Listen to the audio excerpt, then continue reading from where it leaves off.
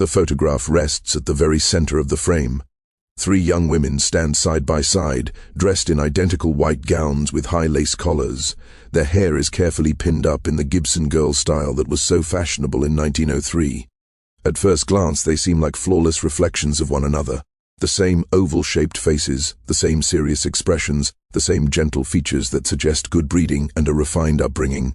They are the Caldwell sisters of Blackwood Manor, the pride of Ravenscroft County.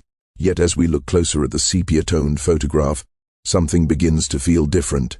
The sister standing in the middle draws attention. While her face is an exact match to her siblings, there is something unusual about her neck. Just above the high collar of her dress, a thin dark line can be seen. It looks almost like a scar, too clean and precise to be a flaw in the photograph, and too intentional to be an accident. This is the story of Eleanor, Margaret, and Catherine Caldwell. 3 sisters born on the same day, to the same mother, with the same face. 3 sisters who would become caught in a mystery that would haunt Ravenscroft County for generations. A mystery that begins with this photograph and the secret hidden just beneath the collar of Margaret Caldwell's dress. Blackwood Manor stood at the edge of Ravenscroft County like a silent guard. Its Gothic towers pierced the morning fog that drifted in from the nearby river. Built in 1867 by Thomas Caldwell, the house had witnessed the rise of the family's fortune through timber and railroads. It now served as the home of his son William, William's wife Evelyn, and their identical triplet daughters, a rare medical wonder that had made the family the subject of local fascination. On this particular morning in late September 1903, the manor was more active than usual. Servants hurried through the halls carrying fresh linens and flower arrangements. In the kitchen, Mrs. Porter carefully supervised the preparation of what promised to be an elaborate meal. The reason was the annual harvest ball, a tradition started by Thomas Caldwell himself and faithfully maintained by his son. In the east wing of the house, Eleanor Caldwell sat before her vanity, pinning the final strands of her chestnut hair into place. She was the eldest of the triplets by 7 minutes. Eleanor had always carried herself with quiet authority. Her posture was flawless, her manners precise, and her devotion to propriety unyielding. "Catherine, have you seen my pearl earrings?" she called without turning around. She knew her youngest sister would be nearby.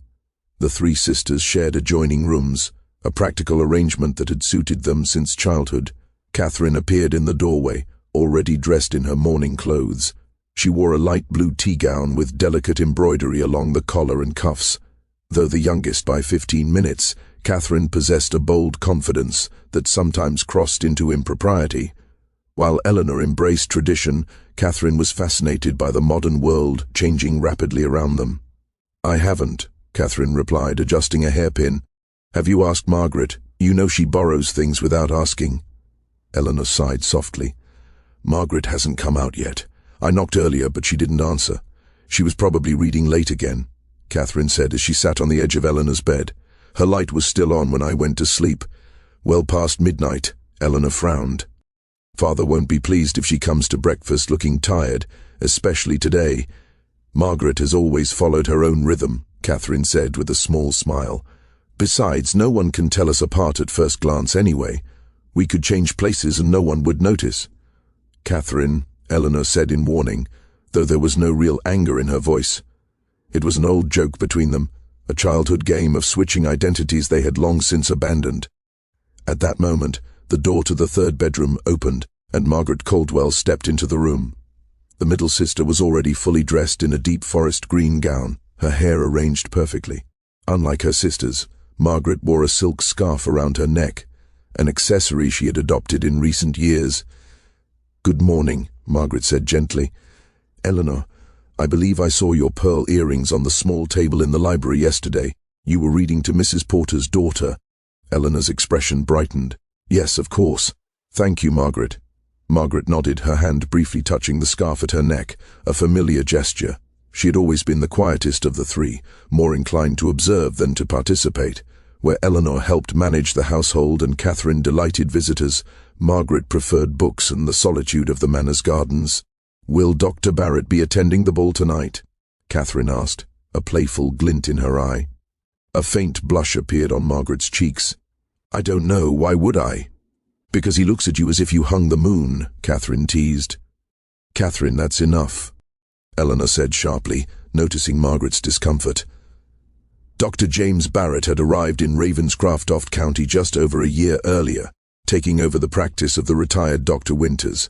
Young, well-educated, and kind, he had quickly become popular among the county's prominent families. His attention toward Margaret had not gone unnoticed.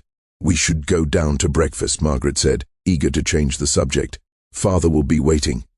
The three sisters went downstairs together, moving with a shared rhythm that often made people stare.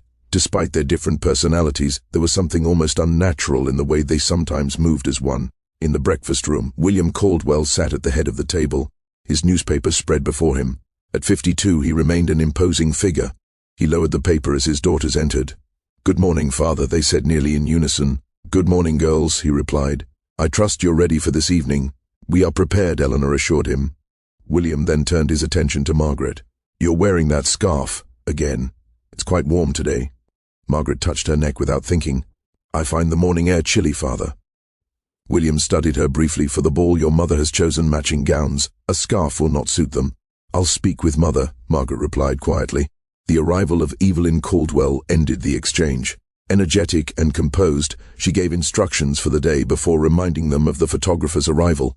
After breakfast, Catherine quietly asked Margaret if she was truly comfortable removing her scarf. Margaret insisted she would manage, though her voice was firmer than usual. The unease followed them throughout the day. Later, Margaret walked alone in the gardens, her thoughts fixed on the evening ahead.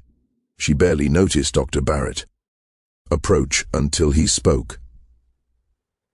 Their conversation turned to the ball, and he asked her to save him a dance. She agreed, though her hand again moved to her scarf. That night, when the moment finally came and Margaret removed the scarf, the truth was revealed.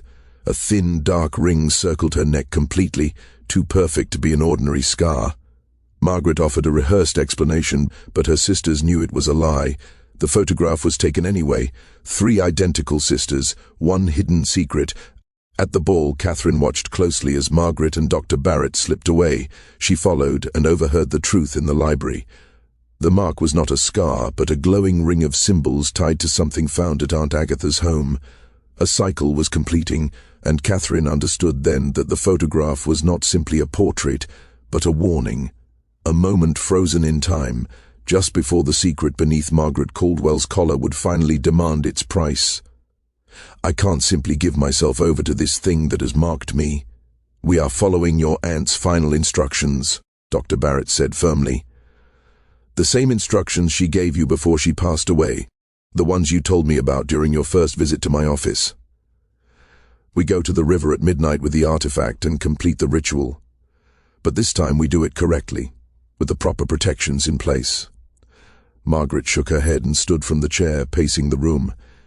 "It's too dangerous. If anything goes wrong, if the entity crosses over completely, instead of only taking what it wants and then retreating, the entire Ravenscroft County could be in danger." Dr. Barrett finished her thought.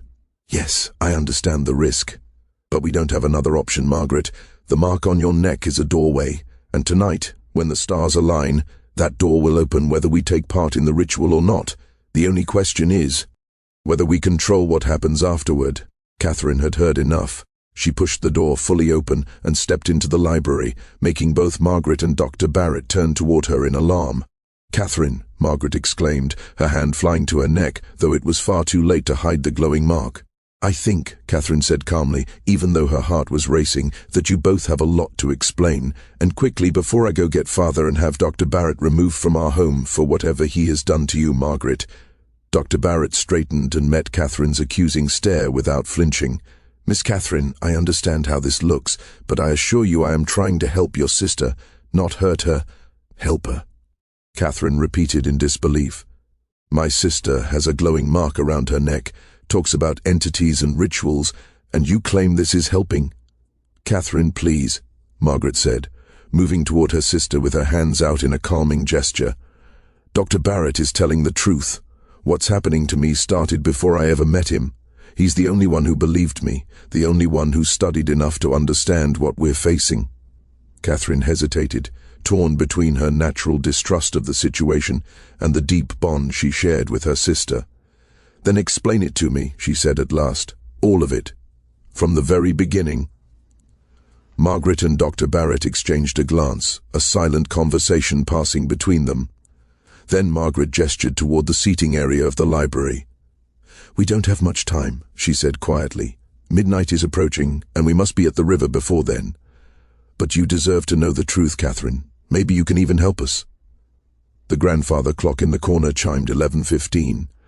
Margaret sat beside Catherine on the leather sofa while Dr. Barrett remained standing, his expression serious as Margaret B., eager to recount the events of 2 summers earlier.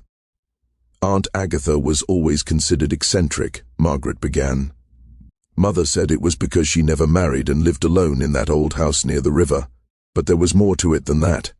Aunt Agatha was a scholar of ancient mysteries and forgotten knowledge, as she collected artifacts from around the world," Dr. Barrett added, "objects of historical and unusual importance." Margaret nodded.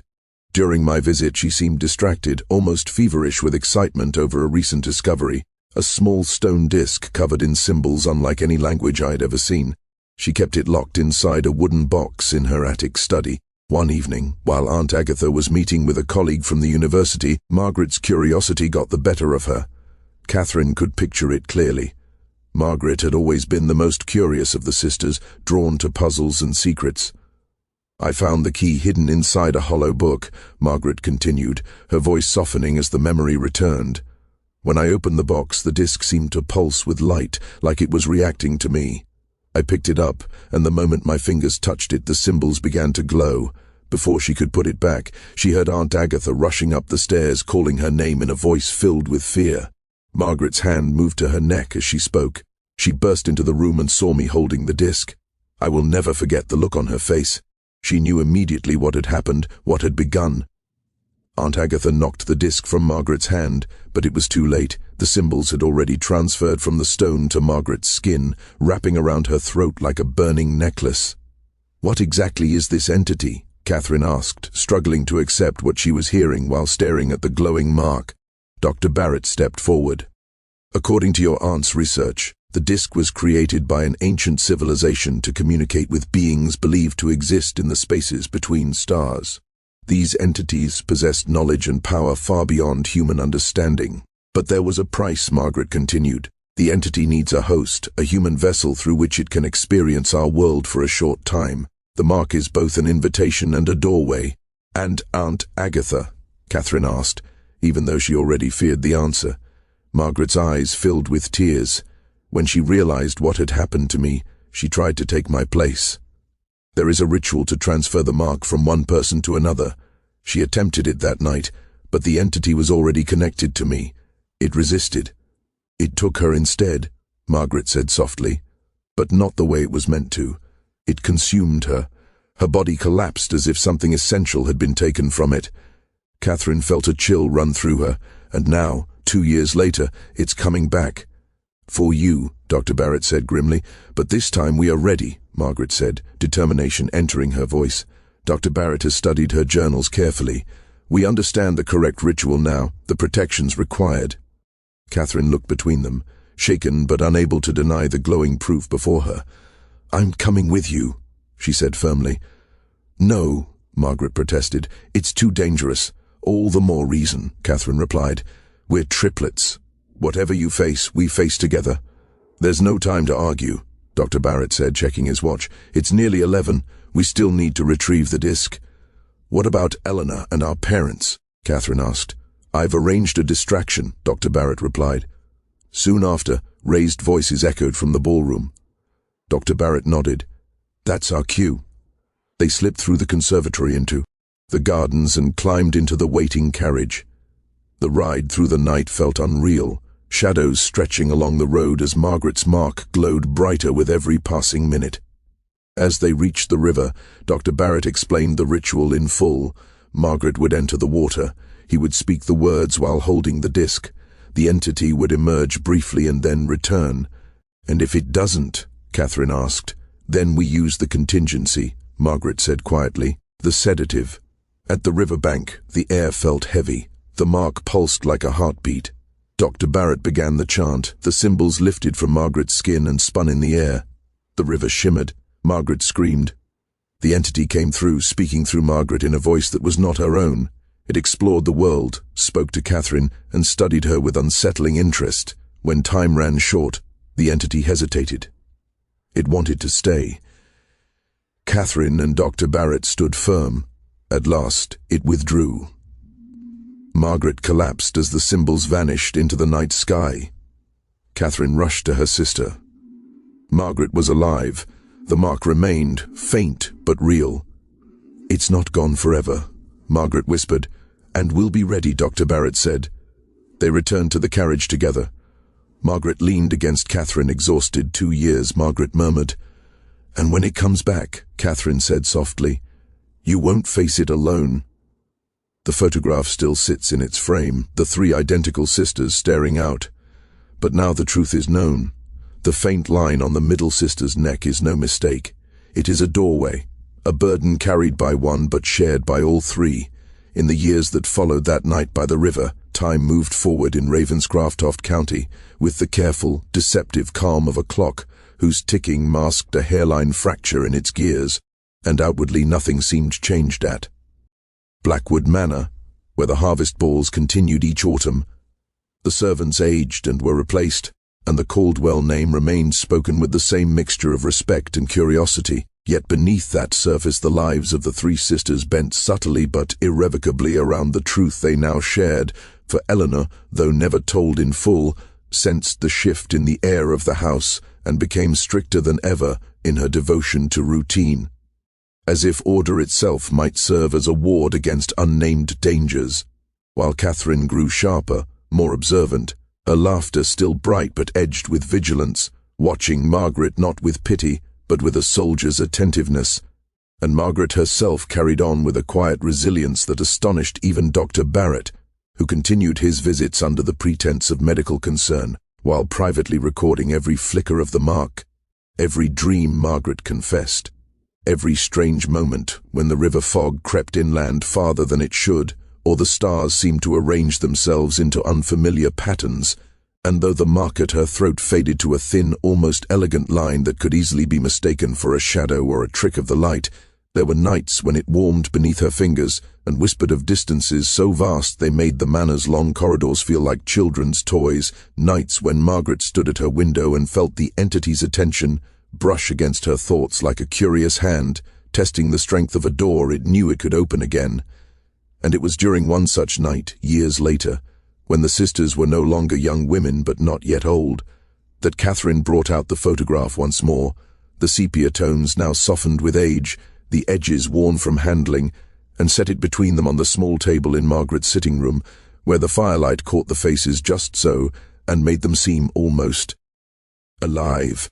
And Catherine said quietly that she had begun to understand why the photograph mattered, why it had never been discarded or forgotten, because it was proof not only of what had happened, but of what had been survived, a record of the moment before choice became necessary. And Margaret listened, her hand resting unconsciously at her collar, as Catherine spoke of how people in the county still whispered, how some claimed the Caldwell sisters never aged properly, or that one of them had died and been quietly replaced, how children dared each other to touch the iron gates of Blackwood Manor at dusk, believing the house watched them in return, and Margaret smiled faintly at that, knowing there was a deeper truth in such superstitions than anyone guessed, for the entity had not left unchanged when it withdrew that night, had not returned wholly to whatever cold brilliance lay between the stars, but had carried with it impressions, questions, perhaps even restraint, learned through Catherine's defiance, and Margaret's refusal to surrender herself entirely, and Dr. Barrett, older now and slower, would sometimes confess his belief that the ritual had not merely delayed an inevitable reckoning, but altered the nature of the bargain itself, turning what had once been consumption into a form of visitation, dangerous still but bounded, governed by rules written not in any human language but in the memory of resistance. And so the sisters adapted, as people always do when living beside danger that cannot be destroyed, establishing quiet preparations known only to them, a locked cabinet in the manor containing the disc wrapped in layers of treated cloth, journals updated in Catherine's precise hand, and Margaret's flowing script, signals agreed upon that could summon help without alarming the household, and through it all their bond deepened into something fierce and unbreakable. No longer the playful intimacy of childhood, but a deliberate alliance forged in secrecy and choice. And when Eleanor finally learned the truth, as such truths inevitably surface, it was not through confession but through her own relentless observation, through a winter night when she followed her sisters into the library and saw the faint glow at Margaret's throat reflected in the glass of a cabinet. And though her shock was profound and her anger sharp, it was eclipsed by something rarer and more formidable, a resolve that matched Catherine's boldness and Margaret's endurance. For Eleanor, once she understood that propriety had never protected them and silence had nearly doomed them, added her own formidable strength to their vigil, and from that moment the burden ceased to rest on Margaret alone, even in the quiet spaces of her mind, becoming instead a shared watchfulness that defined the Caldwell sisters as surely as their identical faces once had. And so the photograph remained where it had always been, not hidden away but displayed, a simple portrait to any casual observer. Yet to those who knew its story, it was a reminder that horror does not always announce itself with claws or screams, that sometimes it arrives as knowledge pressed gently into the skin, waiting patiently for the right alignment of stars, and that survival, true survival, is not found in erasing such marks, but in meeting them together, eyes open, hands linked, prepared again and again to stand at the edge of the river at midnight if necessary, not as victims or offerings, but as witnesses, guardians, and sisters who had learned that even a doorway can be held, if enough will is set against it, and that the price of bearing such a mark, while terrible, was not isolation but an unyielding, shared defiance that would outlast photographs, outlast whispered legends, and perhaps, in time, even outlast he thing that watched from the dark between the stars and waited for the moment it would be called once more,